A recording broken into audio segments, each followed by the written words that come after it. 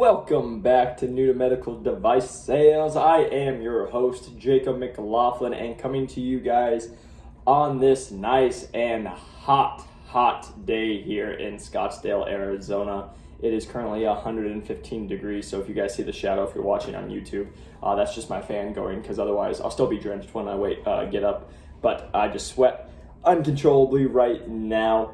But let's get away from that and get into today's. Now, before I get into it, I do want you guys to know I just recorded and posted on my YouTube an average day in the medical device sales rep, a vlog, a daily vlog. So it actually was with me yesterday, and it just followed me around, and I videotaped my whole entire day, give you guys some tips, but I also show you guys what my day looks like. So if you guys haven't checked that out, it's Jacob McLaughlin on YouTube, or also just New to Medical Device Sales. If you guys search that, you guys will find me. If you look on the show notes, I include everything in there as well. But also, I really appreciate, this week has been great with a lot of people grabbing the book. Again, just thank you to everyone who goes to New to Medical Device Sales .com and they pick it up, and they've been getting a great feedback, and it's just been really great. So I appreciate everyone who's doing that and everyone who's reaching out. So if you guys have questions, please feel free to reach out. I'm always getting back to people on LinkedIn, TikTok, on Instagram, all the above. And also, if you guys pick it up, would love you guys to just give me your feedback, what you think about it. Again, that's where I just go into how I broke into medical device sales if you guys are new to the channel. And if you guys are new to the channel, please go back to the beginning. I share my whole journey, how I was a personal trainer and how I got 4 job offers from top 30 companies and how I'm here now. So again, I'm getting a lot of new people reaching out, and so if you guys are new, please feel free to go back, because a lot of questions that I'm getting reached out to, like what did I do before this, you guys will be able to see if you go back to the beginning episodes. But getting into it, today is going to be an episode made from one of my calls.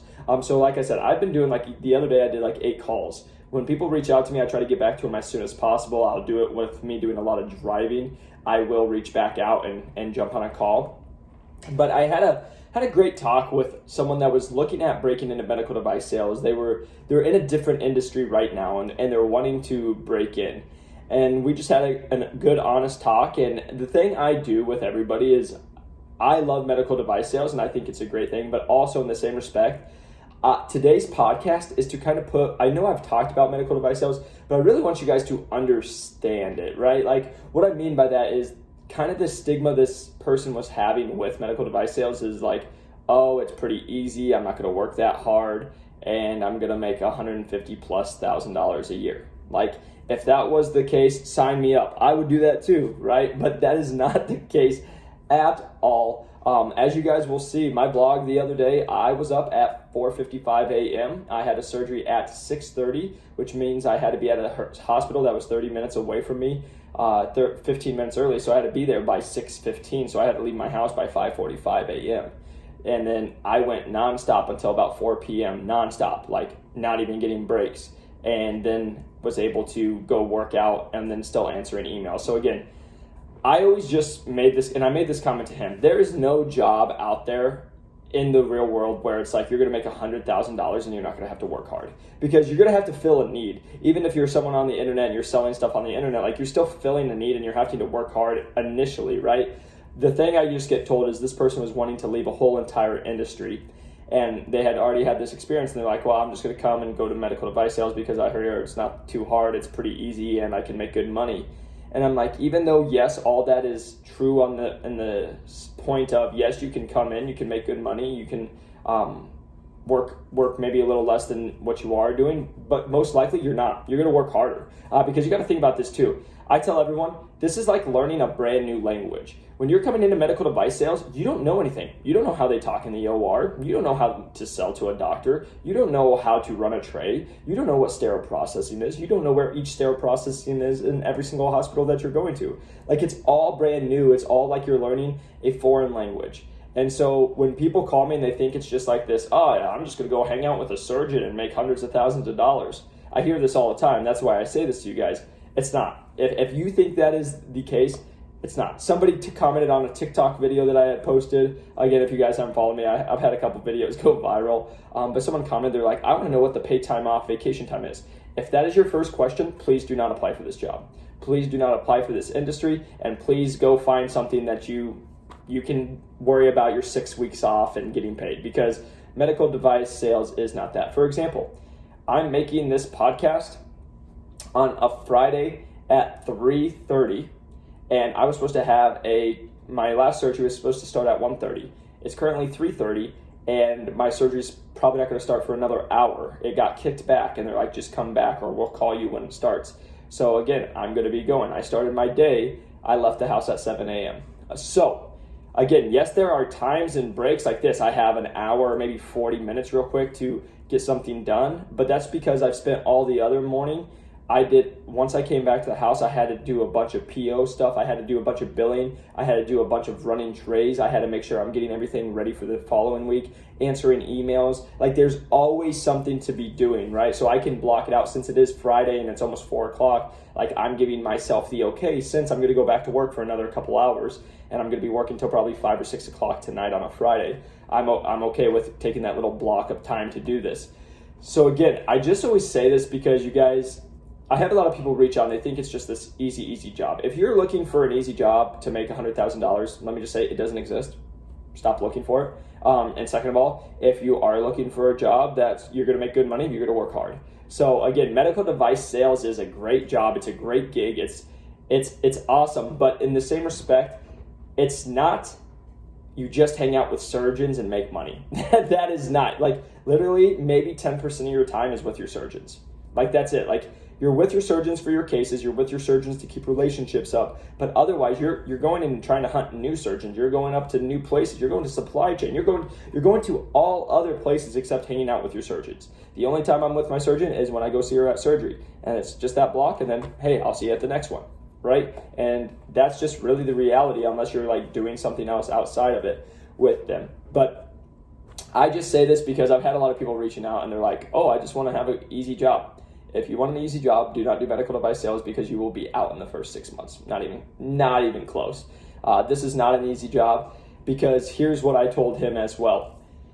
For every day that I work an 8-hour day, and that's my light day. I only have to do 8 hours. For every day that's an 8-hour day, there's a 14-hour day in there, right? Like, it makes itself up. It's not like it's like, oh, I'm just going to do 4 hours today and 6 hours here and just hang out and watch TV.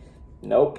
There's the day of like, hey, I'm going to call it after 8-9 hours, and then, okay, because I know tomorrow I got a 14-hour day, or I got a 12-hour day, or whatever it is, So please do your guys' research. And that's another thing I'm just going to talk about is make sure you guys are doing your research. Somebody else said, hey, there's so many divisions. How can I break in? Again, they haven't listened to the podcast, so that's not on them. But that's where I'm telling you guys, you have to do your research. You have to see what you want to do, and you want to see what your lifestyle. That last podcast that I put out before, Jay, that's what that all was about, is what life do you want to live? How much money do you want to make? What kind of free time do you want to have?